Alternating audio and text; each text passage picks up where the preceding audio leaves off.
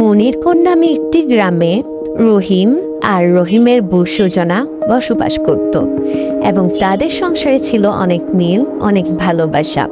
তাদের কোনো কিছু অপরিপূর্ণ ছিল না। এবং একদিন তাদের গ্রামে একজন কবিরাজ আসলো এবং সেই কবিরাজটি আসার সাথে সাথে মনির আর মনিরের বউ কথা বলা বন্ধ করে এবং সেই কবিরাজটি বলে ওঠে, বাবা আমাকে কিছু খেতে দিবা? আমার অনেক ক্ষুধা লেগেছে, আমি অনেকদিন কিছু খাইনি। তোমরা যদি আমাকে কিছু খেতে দিতা অনেক উপকার হতো।